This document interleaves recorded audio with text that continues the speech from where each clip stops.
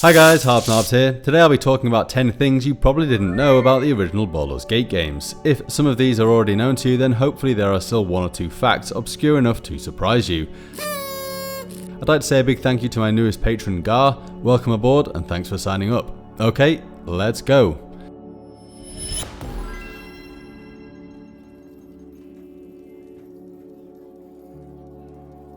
Number 1. On the 8th of September 1999, a few months prior to the release of the first game, a comic was created in order to promote it. It included Ajantis, Eldoth, Tiax, Kivan and Shartil, who are travelling in the Cloakwood protecting a convoy containing a young bride of an Amish lord. The convoy is attacked by hobgoblins, with Kivan and Tiax both being killed. Ajantis is knocked out and awoken by Shartil when the battle is over, where he learns that Eldoth has actually kidnapped the bride and taken all the gold of the convoy. The story then follows Ajantis and Shartil trying to track down Eldoth. Although the characters show some similarities to the versions we see of them in the game, they are significantly different. Ajantis cries when Tiax dies, implying that Tiax likely wasn't a sociopathic Cyric worshipper, and Shartil doesn't appear to hate working with men. Kivan is still a ranger, but his face actually looks more like that of Corran.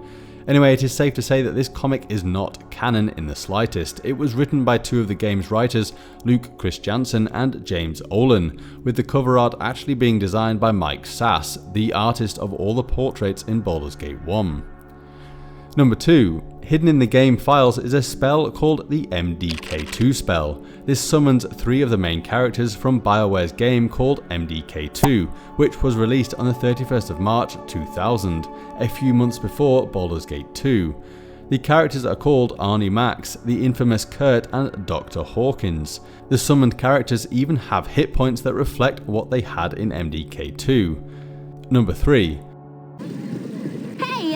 It's me, Imoen. Hey, it's me, Imoen. Hey,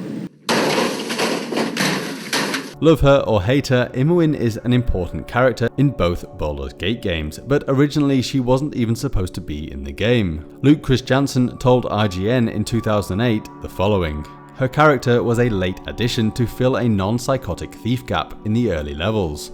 We had no recording budget left, so I assembled her lines by editing voiceover left from a scrapped demo. The original character was a guard named Peak. That's why she has no standalone confrontations or interactions with other party members, which makes her relationship to the player seem closer, and led to making her a half-sister in Baldur's Gate 2. Number 4. Time-traveling Sarevok. For those that have played the original games a great deal, then you'll know that there is plenty of unfinished business, especially in the second. The project was incredibly ambitious, but it was Fergus Urquhart at Black Isle that was responsible for setting reasonable deadlines so that the game would actually ship. And even though the game is vast, James Olin believed it wasn't vast enough. In Bioware Stories and Secrets from 25 years of game development, we can see the following regarding James Olin. "My designers and like the whole team revolted against me," James says, "because I was like, you gotta add more.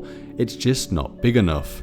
For a while, James wanted to add an entire time travel section where Sarevok used the planar sphere to reverse time and turn the whole Sword Coast into a dictatorship. Roads? Where we're going, we don't need roads. The player and their party were the only ones who remembered that they had actually defeated Sarevok, and they would have to figure out how to get back to the planar sphere to undo his plot. Number 5. The origins of Minsk, Sarevok and Zan. According to a development journal for Baldur's Gate 2 written by James Olin, Minsk was originally the pen and paper character of Cameron Topher, another employee at Bioware, who played D&D with James, a friend called Jeff Vettenheimer, and Ben Smedstad, the producer of Baldur's Gate 2. This campaign was set in the Dark Sun setting. Minsk also had a hamster in their tabletop game, and he was a Dark Sun ranger.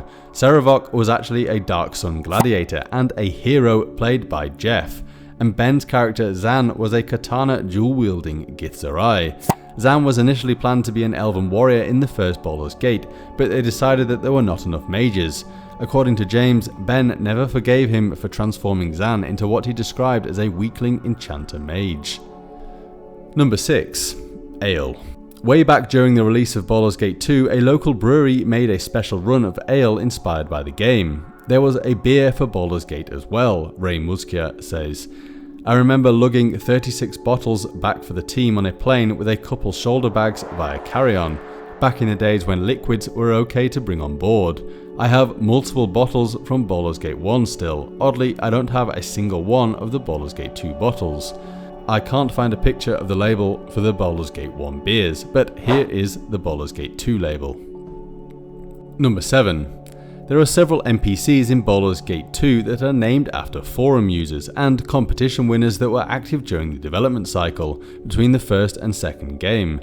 This is confirmed by James Oland's development journal in 1999 when he said, "One thing we've considered for Baldur's Gate 2 is to have contests where the winners get to have their favourite character inserted into the cast of the game. I think it would be a fun way to reward the people who helped make Baldur's Gate into such a success. So if any of you like that idea, speak up on the message boards." Some of the forum users whose names were used included Gromnir, who signed off many of their posts with "good fun", and Menkar Pebble Crusher. A winner of one of Bioware's competitions was Habib, who you may remember as the character who randomly launches a scimitar at your head in Athkatla. Good fun. Number 8. The portraits. All of the portraits in the first game were designed by Mike Sass, and he largely based them on employees at Bioware. Corran and Ajantis are based on the two co-founders Greg Zeshuk and Ray Muskuk, and Imoen was based upon the wife of the lead terrain artist Dean Anderson. Number 9. Before Baldur's Gate, Bioware initially wanted to develop a game called Battleground Infinity, which would have been an MMO. Interplay took notice after seeing a presentation of Bioware's Infinity engine, and because they had the license to produce D&D, Bioware chose Black Isle, the RPG division of Interplay, to be Baldur's Gate's publisher.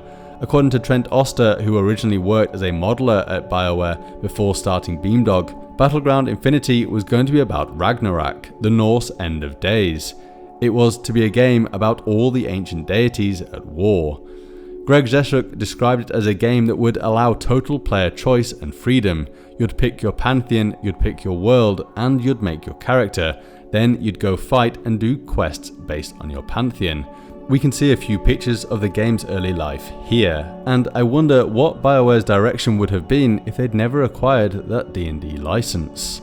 Number 10. It wasn't necessarily sure that Baldur's Gate 2 would be called Shadows of Arm. According to Luke Christiansen's notes, many other names were also considered, one of them being Divinity, which is sort of ironic now, but there were many others, including Beyond the Gate, Blood of Dreams, Ties That Bind, Shadows of Tithir, Immortal Bonds, and then more humorous, non-serious considerations like Hope You Kept the Pantaloons, Puddles of Intrigue, and Pants of the Father.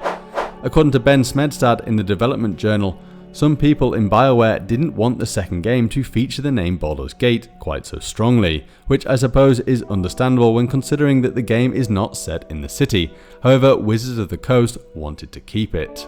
Anyway, thanks for watching guys. If you enjoyed this video, then do please give me a like and subscribe. I have a bunch of videos on my channel regarding D&D and Baldur's Gate. Okay, see you next time. Bye!